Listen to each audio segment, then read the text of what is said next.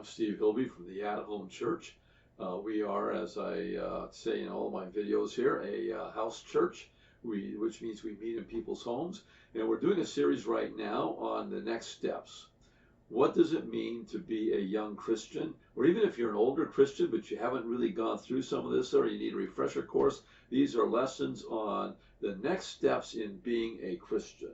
The simple, easy things that we all need to know. And today, our topic is on the ordinances of the church. And that's one of those words that people look at and go, what in the world is an ordinance? Well, the Merriam-Webster Dictionary defines an ordinance as a prescribed usage, a practice, or a ceremony. For instance, I used to be in the Boy Scouts long time ago, and we had such things as a handshake that we had to use when we met each other, and we had to put our hands up like this and cite the oath, and we had other things that we had to do as well, all as a part of the ceremony that we would do, a part of our practices that we would do. And so those would be an ordinance. Well, the same thing in the church. The church also has ordinances, things that we are expected to do. But why do we do these things? Well, first of all, we do the ordinances because we are going to obey Jesus. Jesus several times asked us to do these things and to do them over and over again.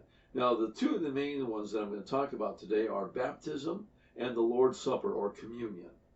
And again, we do that because we're obeying Jesus because he asked us to do it. The second reason we do it is to remember an essential truth. Jesus didn't just say, do it. He had a reason for us to do it. And that reason is that we always, every time we see somebody baptized or every time we take communion, we are remembering essential truths that Jesus taught to us. The third reason that we do it is to give a testimony to others. For instance, whenever you're baptized, you're giving a testimony to somebody that this is a decision that I have made for Jesus.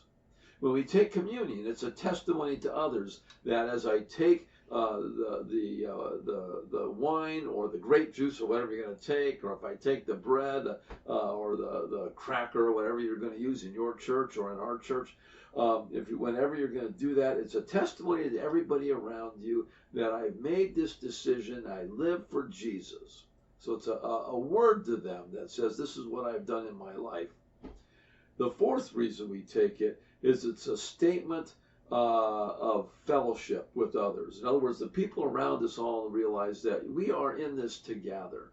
We are together. We take the bread together. We take baptism together. Now, well, we don't get in the tub together or anything else like that, obviously. But the idea is that as we're all a part of the ceremony of baptism. And so it deepens our fellowship with one another. Now, the reality is we got to figure out what makes an ordinance. Why is baptism an ordinance? Why is communion or the Lord's Supper an ordinance? And there's a third one that some churches do, not a whole lot. My church actually happens to do that, and it's called foot washing. Why are these three considered ordinances? Why aren't certain other things ordinances? For instance, Jesus walked on water. Now, why is that an ordinance? It's real simple. There's three reasons. The one, Jesus did it. Well, did Jesus do it? That's the first criteria. Did Jesus do it? Well, yeah, Jesus walked on water, but that still doesn't mean I'm going to.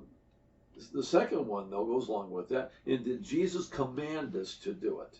Nowhere in the Bible does Jesus command you to get out of a boat and go walk on water. In fact, if you tried it, you're probably going to drown. Jesus understood that. He's not a fool. Jesus is perfect. He understands us. He knows what we need and what we are capable of doing. So Jesus did not command it, so therefore we don't have to do it. But he did command foot washing. At one point he commanded the Lord's Supper. He commanded baptism numerous times. The third criteria is, did the church continue it? In other words, the early church believed that these were things that they needed to do on a regular basis because Jesus did it and because he commanded them to do it, and they continued to do it. And so that's something that we need to be concerned about. So these are ordinance, baptism and communion in particular, because Jesus did it. He commanded us to continue to do it, and the church continued it as well from the first day on. Well, let's look at these two of these ordinances. Baptism, first of all. And baptism is a very interesting thing. Many people want to think that this is so outdated. Back in Jesus' day, baths were few and far between, not because the people didn't want to get clean, but you needed a lot of water to take a bath. You needed a lot of, it took a lot of effort for a woman, because it was always done by women, to take the water into the house. So the idea of baptism, considered, well, we don't need that today. Second is, of course, they would often do baptisms in rivers back then. People say, well, I don't want to go to a river. That's just what Jesus did. But the reality is we need to understand why Jesus said it. He said it because of the symbolism involved. The symbolism is real simple. When you are baptized, immersion, when you are completely when you go under the water, you are in essence dying. That's the whole point of it. You die, you're drowned. And as you come up, the symbolism is now that you are resurrected. You become alive again. Only this time you are a new person. The old has died, and because of Jesus coming into your life, now the new is there. And so as a result of that, Jesus has asked us to baptize ourselves or be baptized. The question becomes, where do you be baptized at? And that's kind of an interesting thing. I've done baptisms in a lot of different places, lakes, rivers, swimming pools. A few years ago, I actually did one in a hot tub. And that was one of my favorite places to do it because, the water was nice and warm and I didn't have to get all shivering cold and everything else. I mean, nobody said that being baptized, you have to be frozen. All right? So you can be baptized anywhere. The one thing that people ask about is, well, what about being just sprinkled on versus being dunked or completely, as they call it, immersed completely? And the reality is the reason why you want to be completely immersed, not just have somebody sprinkle a little bit of water on you, is because, again, the symbolism. The symbolism of dying, being drowned. You can't be drowned by somebody sprinkling a little water on you. All right? So you're being drowned symbolically. The old you is dead. The new you rises up, as I've already said. And so that's why you want to go down into the water. And again, this is not something that is going to actually save you. People want to go, oh man, I was baptized when I was 8 years old, so therefore I'm going to heaven. Baptism and salvation, being with Jesus, are not the same thing. You do not get saved in Jesus, in baptism rather. You get saved in Jesus. In other words, baptism is a sign of what Jesus has done in your life. It isn't the doing in your life, it's the sign of it.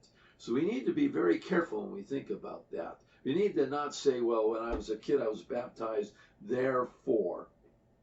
Let's talk about the Lord's Supper for a little bit, communion.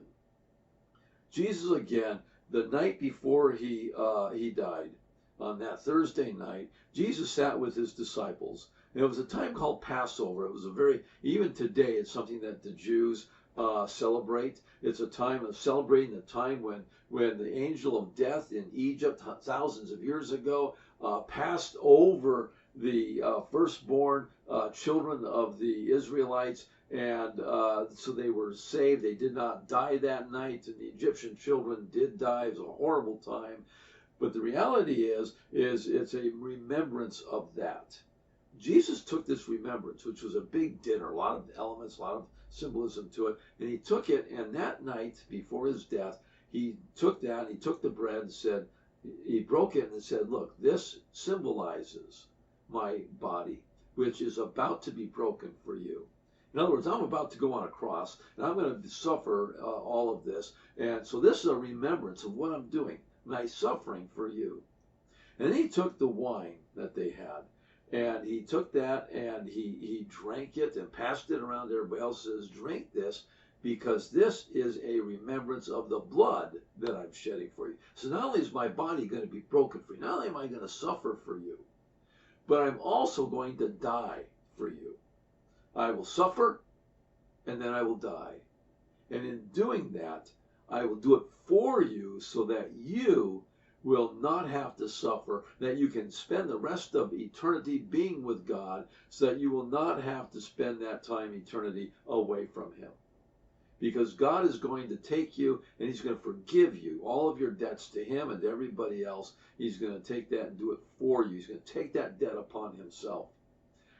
So we do that today for that very reason, to remember, what did Jesus do for me? He suffered for me. He died for me. I take the bread to symbolize the fact that He suffered for me. I take the wine or the grape juice to symbolize the fact that He died for me. And it's something I remember. And that sacrifice that He made for me is something I need to remember. You and I need to remember regularly. Why? Because sometimes, let's face it, when we don't remember that, it's easy to get complacent with God. It's easy to think, oh yeah, I'm a Christian, so what? So taking the Lord's Supper is a reminder to us at all times that, you know what? Jesus, because of that, I cannot be complacent. I can't just take God for granted. I must serve Him. I must be obedient. And again, back to the first reason why we do this. We do these things as obedience to Him. And it's a reminder to us that we need to stay obedient to Him. Now, in a later video, I'm going to talk about that obedience and how horribly tough that must be, because it really isn't. And we're going to talk about that later on. But for now, I just want you to know that we do love you here at the church. And I hope that you have a great time in God. And we'll see you next time. Thanks.